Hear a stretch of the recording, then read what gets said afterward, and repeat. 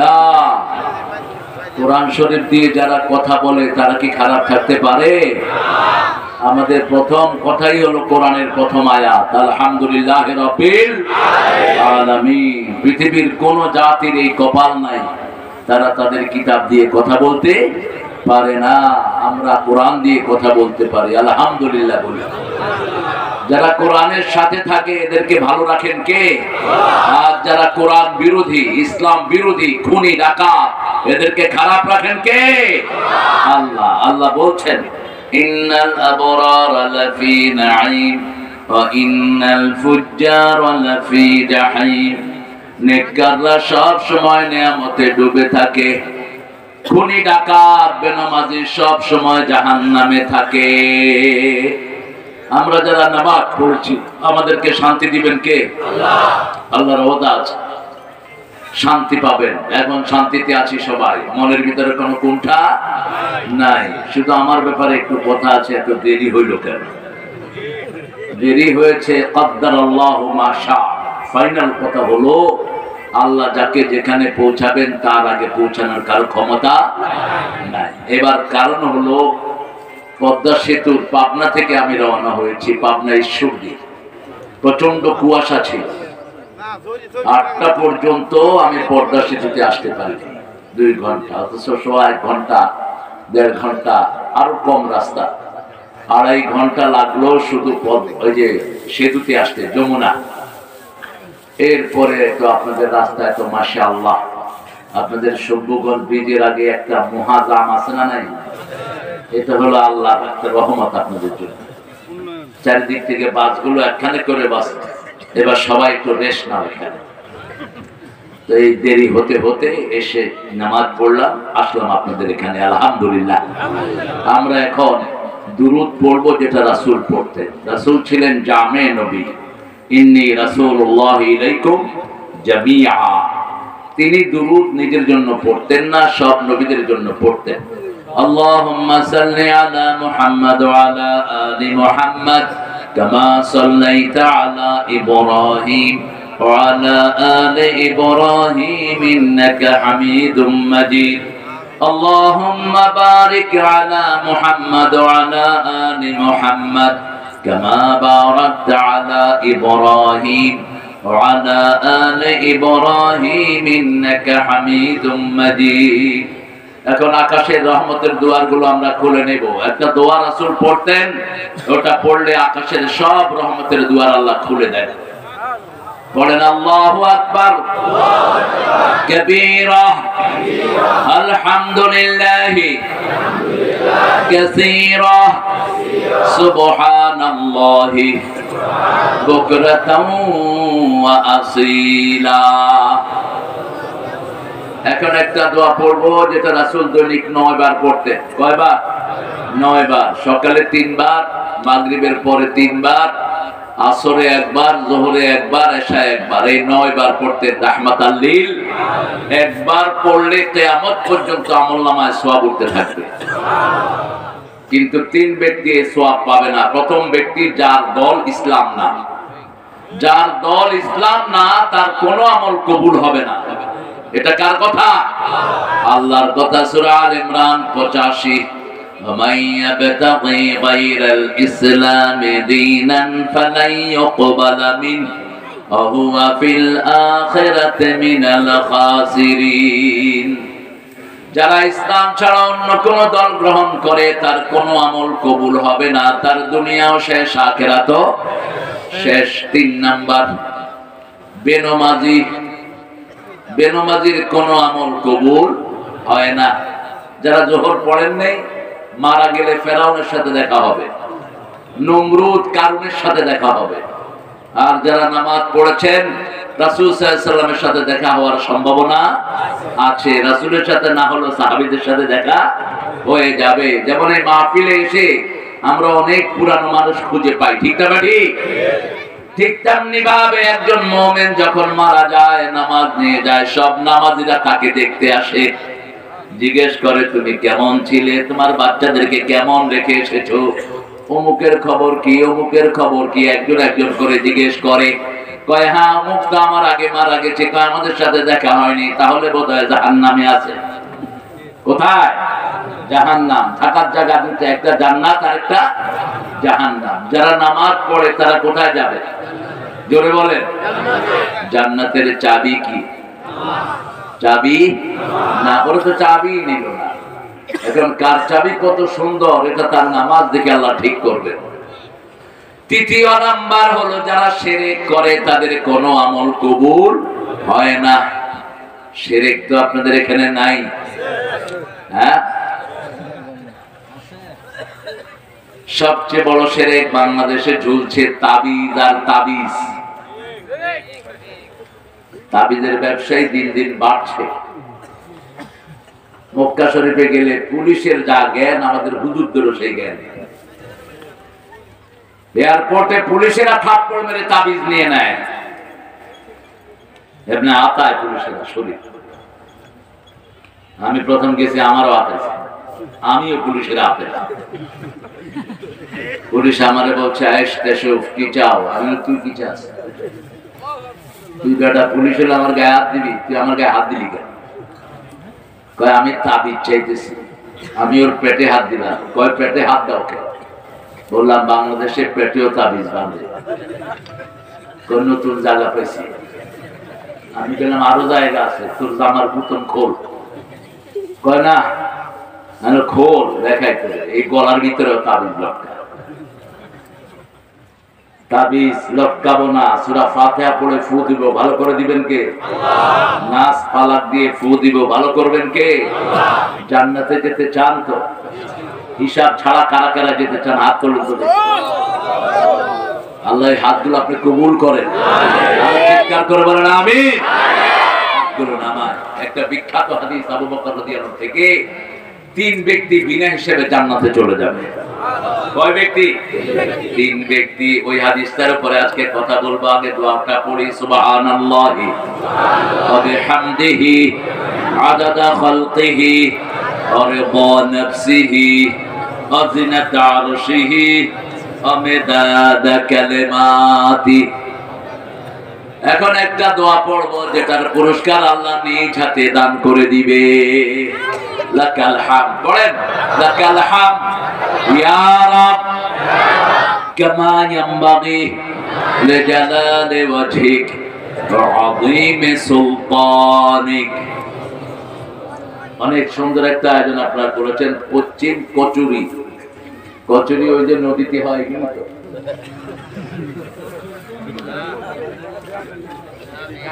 গ্রামের নাম কচুরি। কই? হ্যাঁ, আর এটা কচুরি। এই কচুরির অর্থ কি?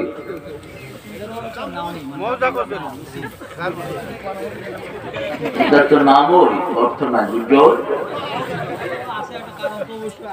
অর্থ বের করে নেবেন। অর্থ ছাড়া জায়গায় থাকা হাদিসে নিষেধ।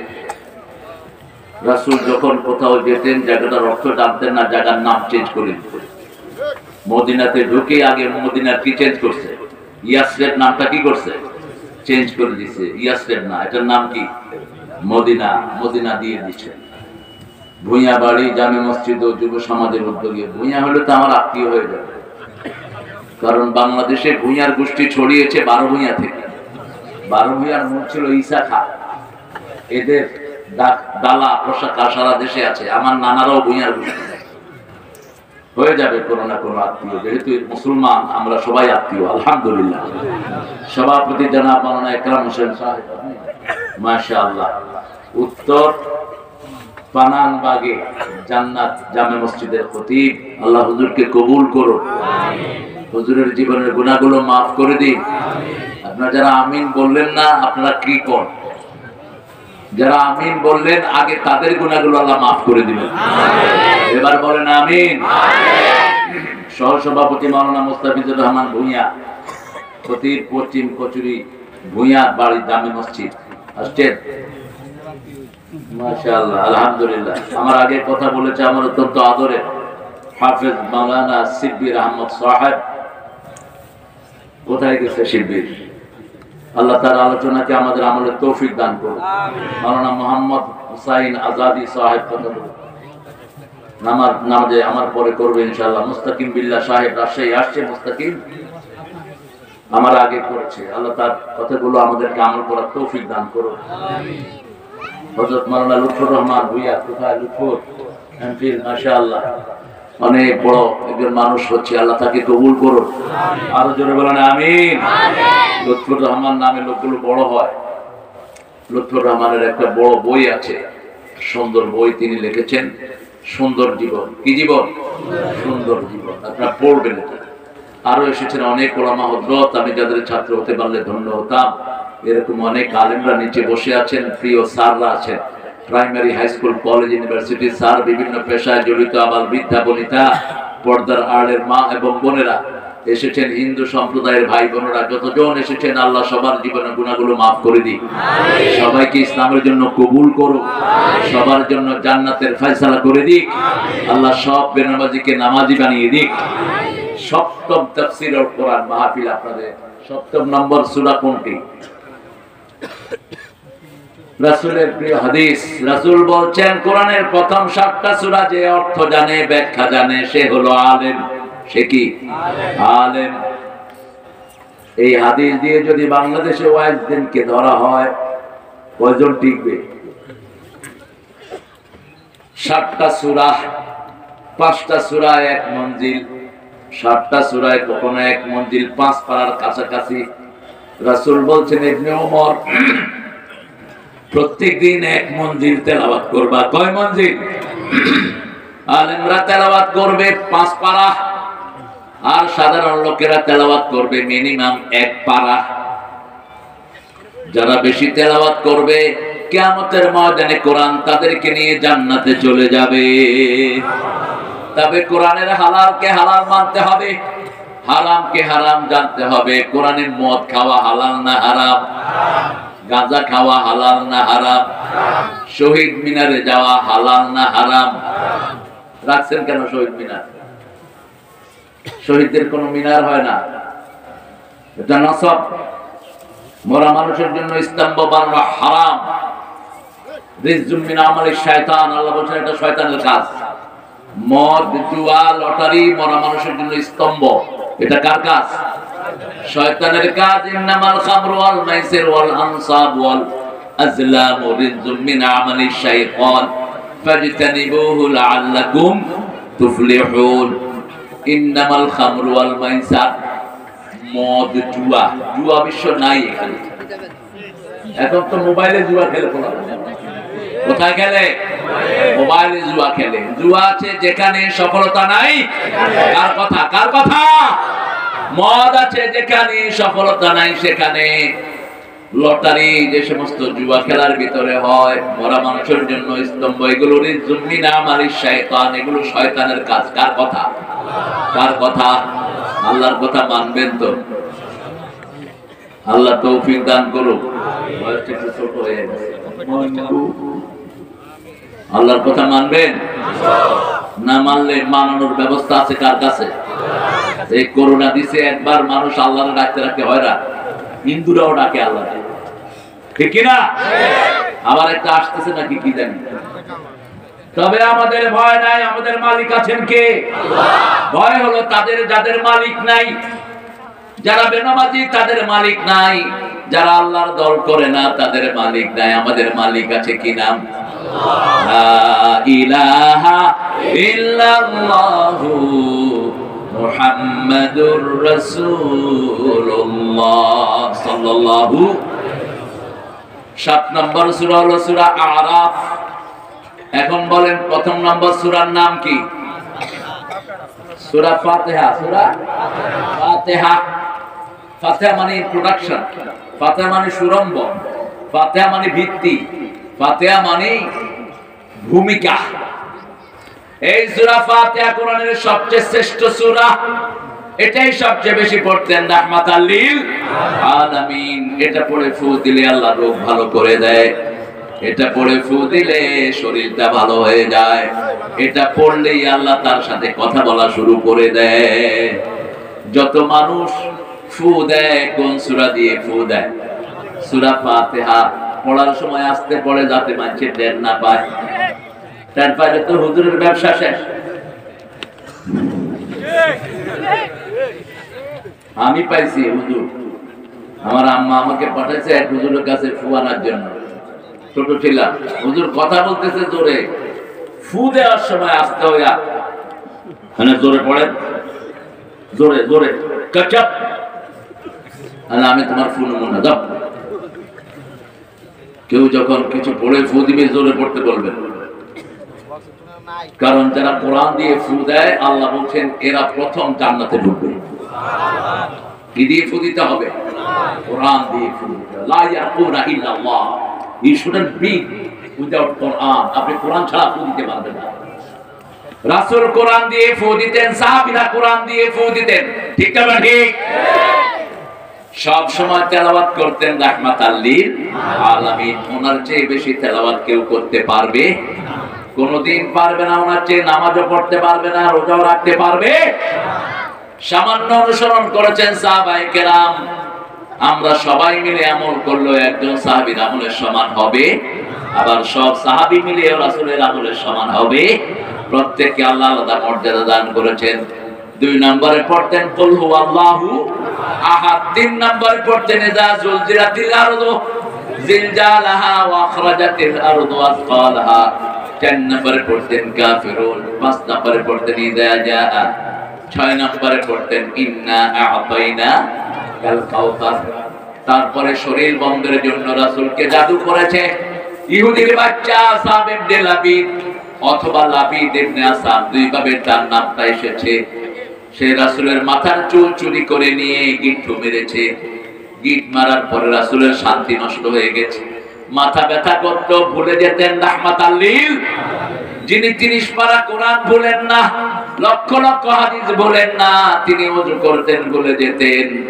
আল্লাহ বলছেন তুমি কখনো ভুলবে না, সানুকরিউকা ফালা তানসা, আমি আল্লাহ তোমার জন্য পড়ে দেব, তুমি ভুলবা না।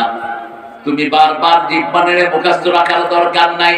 লা তুহাররিক বিহি লিসানাকা লিতাআজালা বি ইন্না আলাইনা জামআহু ওয়া কুরআনা ওয়া ইন্না আলাইনা লাবায়ানা। ও নবী বারবার জিহ্বা নেড়ে মুখস্থ রাখার দরকার নাই। আপনি শুধু শুনে থাকেন, আমি আল্লাহ আপনার মধ্যে কোরআন জমা করে দেব, আমি আপনাকে ব্যাখ্যাও শিখিয়ে দেব। সব দায়িত্ব নিয়েছেন কি? তারপর রাসূল ভুলে যেতেন, মাথায় যন্ত্রণা হতো। একদিন রাত তিনি শুয়ে আছেন, 3 জন ফেরেশতা আসলো, 2 জন মাথার কাছে, 1 জন পায়ের কাছে বসলেন। ফেরেশতারা কথা বলছে, মা মারদু, হোয়াট ইজ হিজ ডিজিজ? একজন আরেকজনকে জিজ্ঞেস করছে মুহাম্মদ সাল্লাল্লাহু আলাইহি ওয়াসাল্লামের রোগ কি? আরেকজন বলছে মারদুহু আস-সিহর, তার রোগ হলো জাদু। রোগ কি? জাদু। জাদু অবশ্য আপনাদের নাম দিলে নাই। জাদুঘর সারা দেশে অ্যাক্টিভ। আপনার ছেলেটা ভালো লেখাপড়া করছে, কয়দিন মাস দেখা যায় ছেলে স্কুলে যায়, পড়ালেখাও করে না, পিতামাতার কথা শুনে না, এরকম হয় কিনা? মেয়ের বিয়ে বেহার বয়স হয়েছে, কোনো প্রস্তাব আসে না, ভালো আলেমের কাছে গিয়ে দেখে মেয়েটাকে নষ্ট করে রেখেছে, বিভিন্ন তাবিজ বান মেরে। রাসূল বলছেন যারা জাদু করে এরা কাফের। এরা কি? কাফের। যে জাদু করায়, যে করে, 2 জনই কাফের। 2 জনই কি? কাফের। সূরা বাকারার 2 নম্বর আয়াত, 102 নম্বর আয়াতে আল্লাহ বলছেন এই জাদুর কথা, ওমা কাফারা সুলাইমান ওয়ালাকিন্না শায়াতিনা কাফারু ইউআল্লিমুনা আন-নাসা আস-সিহর। সুলাইমান আলাইহিস সালাম কখনো কুফরি করে নাই, কুফরি করেছে শয়তান। শয়তানের কুফরির আলামত হলো শয়তান জাদু করেছে। কি করেছে? জাদু। 11টা গীত দেয়া হলো, 11টা আয়াত আল্লাহ নাযিল করলেন। قل أعوذ برب الفلق من شر ما خلق ومن شر غاسق إذا وقب ومن شر النفاثات في العقد। গিট্টু আপনারা কি বলেন? এমনি গিট দেয় এটা কি বলেন? গিরো।